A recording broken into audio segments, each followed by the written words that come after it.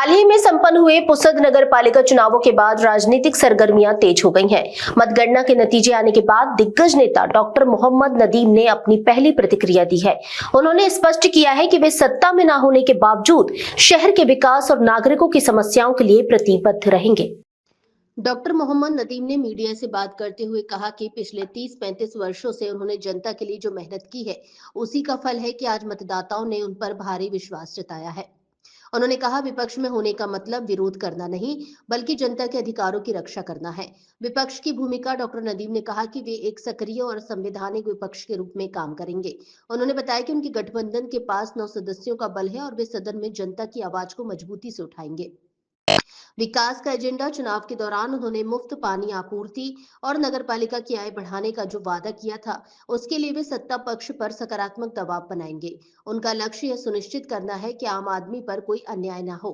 बसंत नगर का गढ़ बरकरार। अपनी सफलता पर चर्चा करते हुए उन्होंने कहा कि बसंत नगर के नागरिकों ने उन पर फिर से अपना प्यार बरसाया है। वहां से उनके सभी सदस्य चुनकर आए हैं, जो जनता के अटूट विश्वास का प्रतीक है। मतदाताओं को संदेश। उन्होंने सभी मतदाताओं का आभार व्यक्त किया, चाहे उन्होंने उनके पक्ष में वोट दिया हो या नहीं। उन्होंने सत्ता पक्ष से अपील की है कि वे जनता की उम्मीदों पर खरा उतरने का प्रयास करें।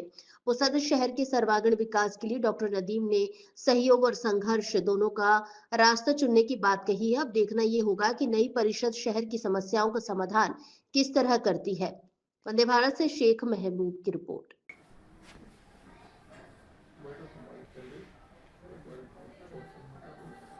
आजच्या निवडणूक निकालावर आपली पहिली प्रतिक्रिया काय? जनतेने दिलेला कौल मला मान्य आहे।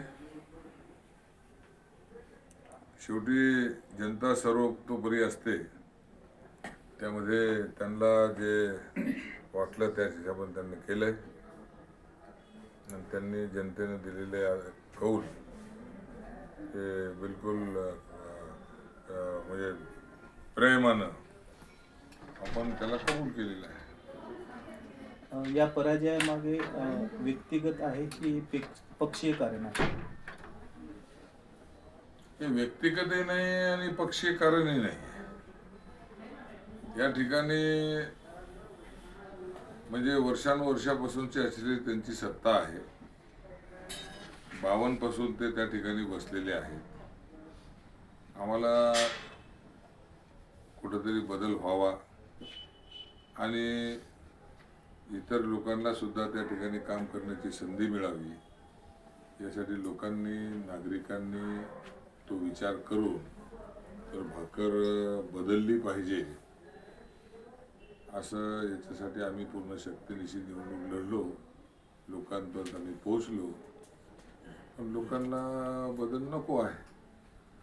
बहुतेक मला असं वाटतं की आतापर्यंत त्यांनी केलेलं जे आहे पूर्ण विकास शहराचा, त्याबद्दल जनता समाधानी आहे आणि पुढे ते खूप काहीतरी विकास करतील असं वाटतंय।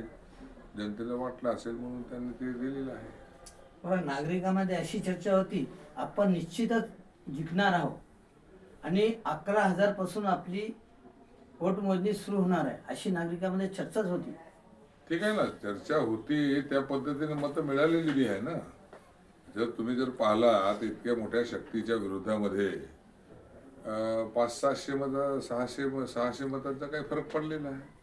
600-700 मताचा फरक हा खूप मोठा काही फरक नाही आहे। चर्चा निवडून येणार होतो आणि एकतर्फी काहीतरी हरलो अशातला भाग नाही आहे।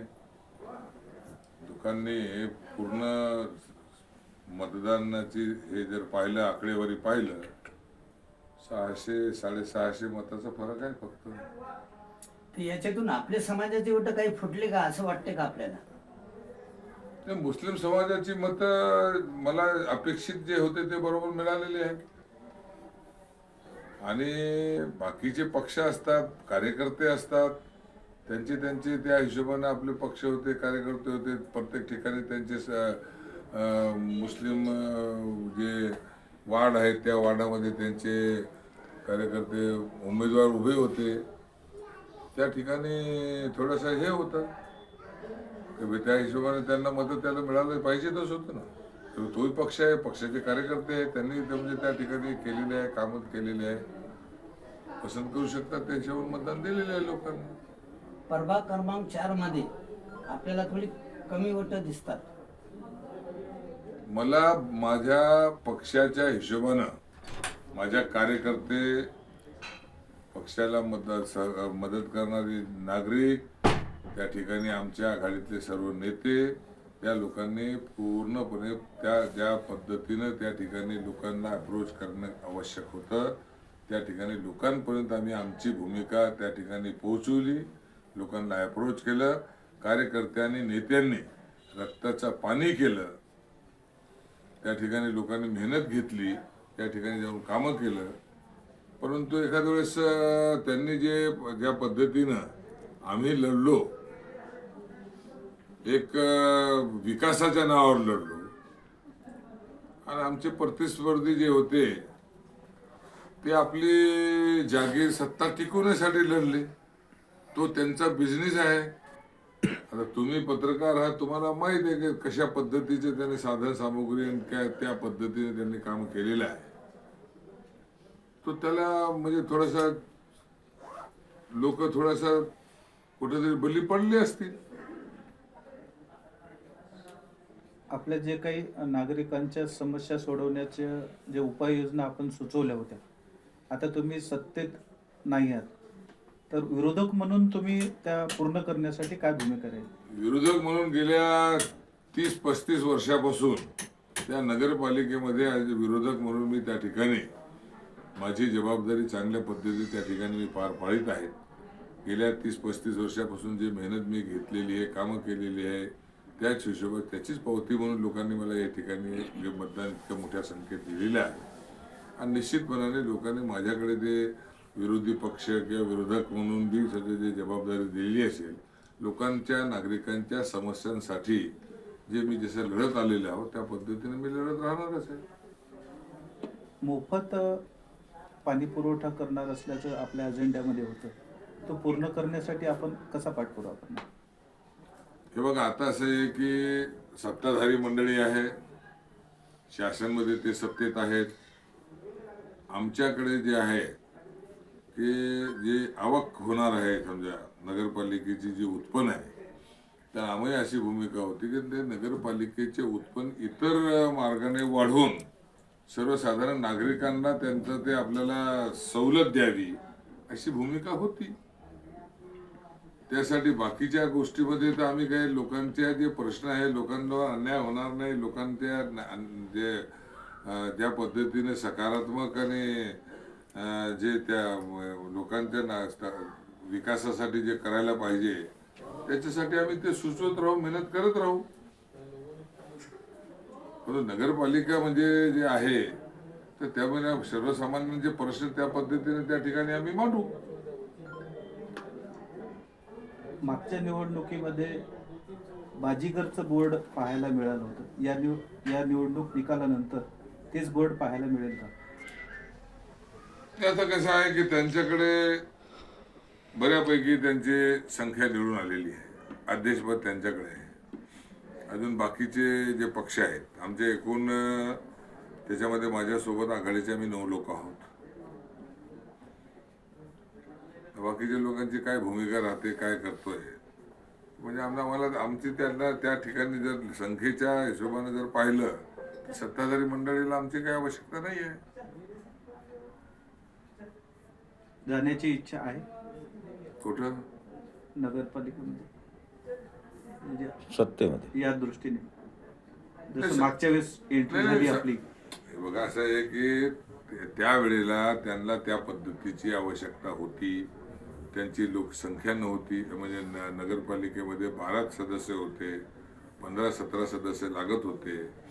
आता त्यांचा काय भूमिका आहे, बाकीचे निवडून आलेले सदस्य जे आहेत, विरोधी पक्षाचे लोक आहेत, काही 2-3 अपक्ष सदस्य आहेत, ते सर्व लोकांची काय भूमिका राहते काही नाही. त्याच्यानंतर म्हणजे आम्ही आमच्या ठिकाणी आहोत. विरोधी पक्षामध्ये असलेले त्याच्यामध्ये मोठा गट आमचा 9 लोकांचा आहे, अपक्ष 2-3 आहेत. त्यामध्ये राजू दुधे यांनी विरोधामध्ये निवडणूक लढलेली आहे, त्यांची काय भूमिका असते त्यांना माहिती असेल. भारतीय जनता पक्ष आणि हे अजित पवार गट वरती एकत्रित आहेत, अशा पद्धतीने अजून त्यांची काय भूमिका असू शकते, हे सर्व आता ते प्रसंगाने ज्या पद्धतीचे होईल. पण आम्ही फक्त एवढं आहे की सामान्य लोकांच्या प्रश्नांच्या संबंधामध्ये आम्ही त्या ठिकाणी संघर्ष केलेला आहे आणि आम्ही असेपर्यंत त्या ठिकाणी जितकं सामान्य लोकांना न्याय मिळवून देण्यासाठी किंवा पुसद शहराचा विकास होण्यासाठी, सर्वांगीण विकास होईल त्यासाठी आम्ही आमचा वैधानिक विरोधक म्हणून त्या ठिकाणी काम करू. विरोध म्हणून विरोध नको. आमच्या विरोधामुळे सर्वसामान्य लोकांच्या प्रश्नांना काही तळा जाणार नाही. उलट त्या लोकांना त्या ठिकाणी सर्वसामान्य लोकांच्या प्रश्नासाठी, पुसदच्या सर्वांगीण विकासासाठी आवश्यक असलेली जे काही सहकार्य करायचे त्याची आमची भूमिका त्याप्रमाणे राहणार आहे. आणि त्या सदस्य संख्येच्या नुसार जर पाहिलं तर त्या ठिकाणी त्यांच्याकडे सध्याला तेवढी सत्ता आहे, सदस्याची संख्या सुद्धा आहे. वसंतनगर तुमचा गड होता आणि गड कायमच राहिला, अशी काय तुम्ही नागरिकांना हे केलं वसंतनगरची, तुमच्यावर एवढं प्रेम ते छिडकतात? नाही, ते असं आहे की गेल्या 30-35 वर्षापासून या ठिकाणी जे आहे ते 5, 6 सीटा, 7 सीटा, 6 सीटा जे आहे ते आपल्या त्या ठिकाणी आमच्या लोक आम्हाला त्या ठिकाणी निवडून देत असतात. आणि याही वेळेला लोकांनी भरपूर प्रेम दिलेलं आहे. सर्व सदस्य आमचे त्या ठिकाणी निवडून आलेले आहेत आणि मी त्या ठिकाणी लोकांना आमच्या पद्धतीनं त्यांना त्यांचे जे प्रश्न आहे, त्यांची जे आमच्याकडून अपेक्षा आहे, त्या अपेक्षा आम्ही कामाच्या दृष्टीकोन पूर्ण करत असतो. त्यांची सेवा ज्यांना जे पाहिजे आहे ते सेवा पुरविण्याचं आम्ही काम करतो. त्यामुळे लोकांनी विश्वास कायम ठेवलेला आहे. मतदारांना शेवटचा संदेश काय द्याल? मतदारांचा मी धन्यवाद करतो. ज्यांनी आम्हाला सहकार्य केलं त्यांना सुद्धा, आणि त्यांनी नाही केलं त्यांचा सुद्धा धन्यवाद देतो की त्यांनी त्यांच्या पसंतीने त्यांना जे काहीतरी चांगलं त्यांचं होईल असं म्हणून मतदान त्यांना केलं असेल तर ते अपेक्षा मी हे करेल की सत्ताधाऱ्यांकडून नागरिकांनी जे तुमची अपेक्षा तुमच्याशी केलेली आहे ते पूर्ण करण्याचा प्रयत्न तुम्ही केलं पाहिजे. आणि संपूर्ण नागरिकांचा मी पुसदच्या नागरिकांचं समाधान म्हणजे धन्यवाद देतो आणि त्यांनी दिलेल्या प्रेम, निवडणुकीच्या काळामध्ये जे आम्हाला प्रेम दिलं त्याबद्दल सुद्धा मी त्यांचा धन्यवाद देतो.